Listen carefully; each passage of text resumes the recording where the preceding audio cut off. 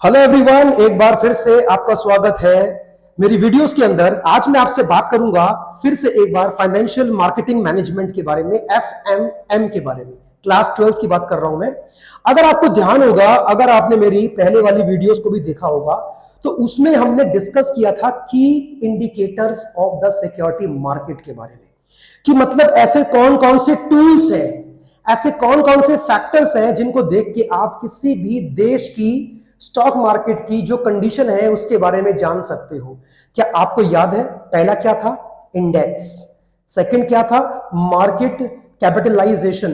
तीसरा क्या था? वो आपके सामने लिखा हुआ है, मार्केट कैपिटलाइजेशन रेशियो। थर्ड क्या होने वाला है? टर्नओवर। सॉरी, ये फोर्थ है, टर्नओवर। और जो लास्ट होने वाला है वो है टर्नओवर रेशियो। मुझे ये बोलना है आपसे इस वाली वीडियो के अंदर कि मैं जो डिस्कस करूंगा वो ये तीन होंगे, क्योंकि पहले दो पॉइंट्स, जो पहले के दो पॉइंट्स हैं, जो की इंडिकेटर्स हैं, उसको मैंने पहले वाली वीडियो के अंदर डिस्कस कर लिया है। अगर आपको जानना है तो आप मेरी उस वाली वीडियो के ऊपर जा सकते हैं। तो आइए स्टार्ट करते हैं। What is market capitalization ratio? देखो, अगर आपको याद होगा कि मैंने आपको इस वाले टर्म का मतलब क्या समझाया था। इसका मतलब था market value of a company.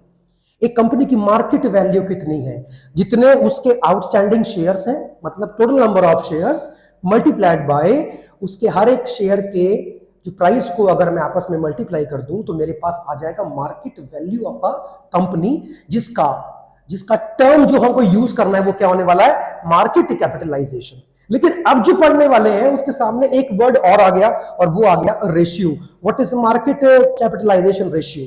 चलिए स्टार्ट करते हैं इसको। फिलहाल हम इसकी बात नहीं करेंगे, जो दो लिखे मैंने। तो what is market capitalization ratio? देखो, ये रेशियो की बात कर रहा है, इसका मतलब है कि फ्रैक्शन की फॉर्म में लिखा जाएगा। यस, फॉर्मूला लिखेंगे इसके बारे में हम। मार्केट कैपिटलाइजेशन रेशियो को सर कैसे निकाल सकते हो? निकालने का फॉर्मूला, मार्केट कैपिटलाइजेशन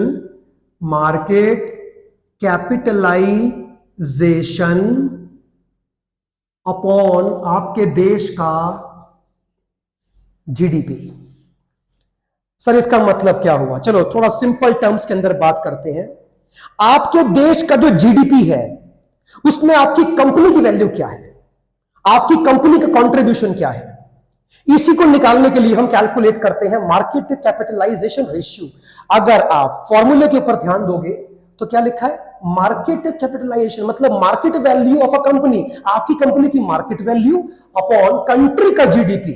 पूरे जीडीपी के अंदर आपकी जो कंपनी है उसकी वैल्यू कितनी है, कितना कंट्रीब्यूट करती है, और इसी से मालूम पड़ता है कि आपकी कंपनी कितनी बड़ी है, कितना ज्यादा कंट्रीब्यूट कर रही है किसमें? जीडीपी के अंदर। एग्जांपल लेते हैं, आपके कंट्री का जीडीपी है 100 रुपए, मैंने मान लिया 100 रुपए है, ठीक है, और जिसमें आपकी जो कंपनी की मार्केट वैल्यू है, मतलब मैं इसकी बात कर रहा हूं, वो है 15 रुपए। Let us assume. तो क्या आप जानते हो कि ओवरऑल जीडीपी के अंदर आपकी कंपनी की मार्केट वैल्यू जो है वो कितनी है? वो है 0.15। अगर मैं इसको परसेंटेज में लिखूं तो ये निकलता है 15%। इसका मतलब यह हुआ कि ओवरऑल जीडीपी के अंदर जो आपकी कंपनी का कंट्रीब्यूशन है वो 15% है। इस तरह से गवर्नमेंट जानने की कोशिश करती है कि ये कंपनी कितनी बड़ी है, और इसी से अंदाजा भी लगता है। तो जिस कंपनी का मार्केट कैपिटलाइजेशन रेशियो बड़ा आता है, इसका मतलब है कि वो बड़ी कंपनी है, तभी तो वो जीडीपी के अंदर कंट्रीब्यूट ज्यादा कर पा रही है। अगर छोटी कंपनी है तो उसका अमाउंट या रेशियो भी उसका छोटा ही निकलेगा। उम्मीद करता हूं कि आपको कॉन्सेप्ट क्लियर हुआ होगा। मैं फिर से बोल रहा हूं, अगर मैं बुक के हिसाब से बात करूंगा तो समझ में नहीं आएगा। मैं सबसे आसान भाषा में, इजीएस्ट वे में आपको समझाने की कोशिश कर रहा हूं। ओके सर, हमें समझ में आ गया, ठीक है।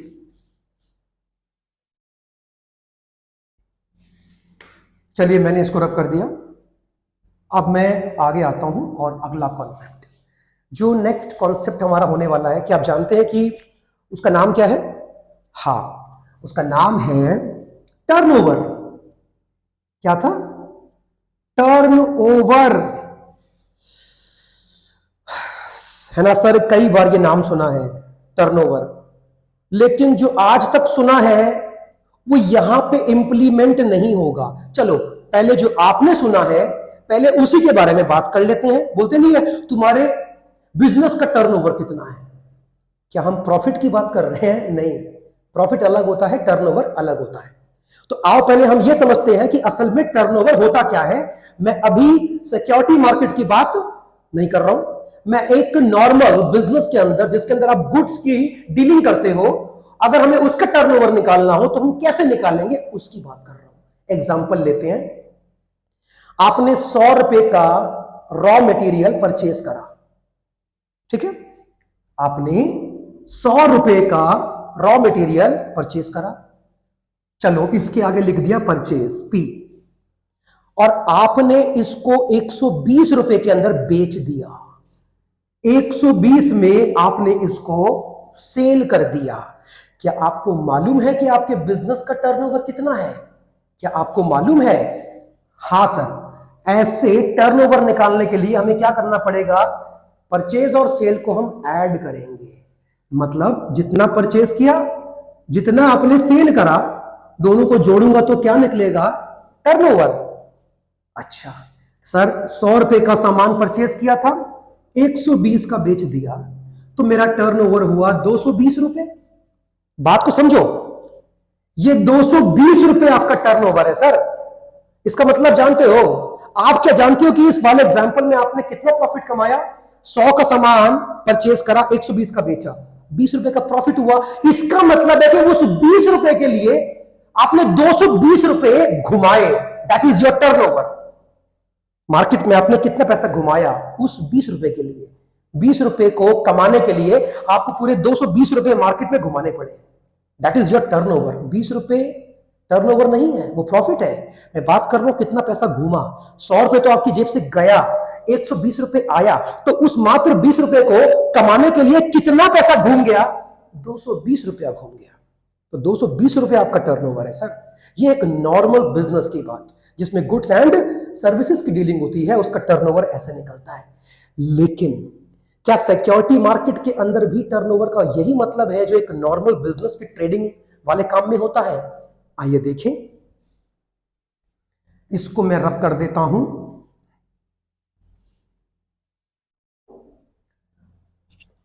एग्जांपल ले ले। ओके सर, मैंने 100 शेयर्स परचेज करे। क्या करा मैंने? 100 शेयर्स परचेज करे और हर एक शेयर का प्राइस था 200 रुपए। 200 रुपए। चलो मैंने एग्जांपल ले लिया टाटा मोटर्स। ये जो शेयर खरीदे हैं ये टाटा मोटर्स के हैं। समझ में आ गया? हाँ सर, ये मैंने परचेज करा। मैंने टाटा मोटर्स के करीबन 100 शेयर्स को परचेज करा और मैंने उसके लिए 200 रुपया हर एक शेयर पे दिया। ठीक है, कितना पैसा दिया मैंने? बोलो। सर 20,000 रुपए आप दे बैठे, ये परचेज किया है आपने, राइट? अच्छा, 100 शेयर्स फिर मैंने क्या करा? 200 रुपए, 220 रुपए के हिसाब से मैंने बेच दिए। कितना कमाया? कितना आया? 22,000 रुपए सर मैंने सेल करे। मतलब मैंने 20,000 रुपए के शेयर्स परचेज करे थे और जब मैंने उनको बेचा तो मुझे 22,000 रुपए मिले। जानते हो कितना कमाया मैंने? 2,000 रुपए का मुझे सीधा इस पे कैपिटल गेन हुआ है। मतलब प्रॉफिट लिख दिया मैंने, लेकिन इसमें हम कैपिटल गेन लिखते हैं। समझ आ गया नहीं आ गया? अब जो बात मैं आपसे बोलने वाला हूं वो आपको बड़े ध्यान से सुननी है। ट्रांजैक्शन बेसिकली दो तरह की होती है, मोटे मोटे स्केल पे दो तरह की होती है। एक होती है इंट्राडे ट्रांजैक्शन। मैं आपसे बात कर रहा हूं सिक्योरिटी मार्केट के अंदर ट्रांजैक्शन दो तरह की होती है। पहली कौन सी होती है? Intraday transaction. और एक होती है डिलीवरी ट्रांजैक्शन। डिलीवरी ट्रांजैक्शन कहते हैं सर, इन दोनों को आपको पहले समझना पड़ेगा, तभी आगे मैं समझा पाऊंगा। अगर आपने आज शेयर मार्केट से परचेज करे और आज ही बेच दिए, क्या बोला? आज खरीद के आज ही बेचे। चलो मान लेते हैं मैंने ये 100 शेयर आज स्टॉक मार्केट से परचेज करे थे और मैंने आज ही ये शेयर स्टॉक मार्केट पे जाके बेच दिए। वो अलग बात है कि जब मैंने इसको परचेज किया तो इसका अमाउंट 200 रुपया था और जब बेचा तो 220 हो गया था। ये सेम डे की बात कर रहा हूं मैं, उसी दिन करा मैंने। उसका मतलब है कि ये ट्रांजैक्शन इंट्राडे है। इंट्राडे है सर। इंट्राडे में टर्नओवर निकालने का मेथड अलग होता है। क्या आप जानते हो मेथड क्या है? आइए मैं दिखाता हूं आपको।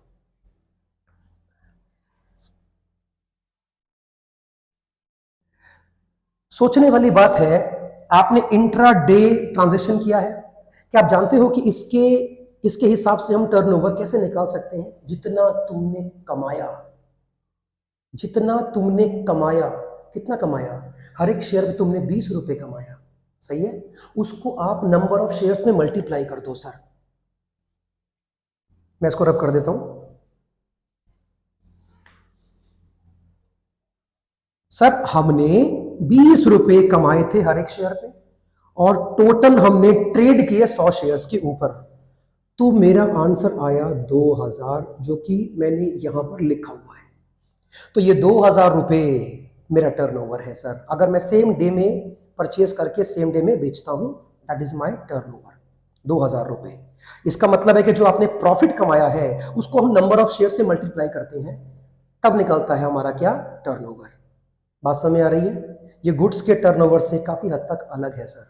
अच्छा सर, ये कब होगा? जब सेम डे में खरीदोगे भी और बेचोगे भी। That is your intra day transaction.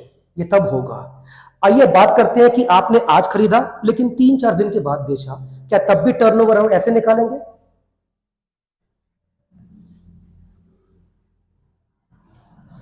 आइए हम बात करेंगे इसके बारे में डिलीवरी बेसिस पर।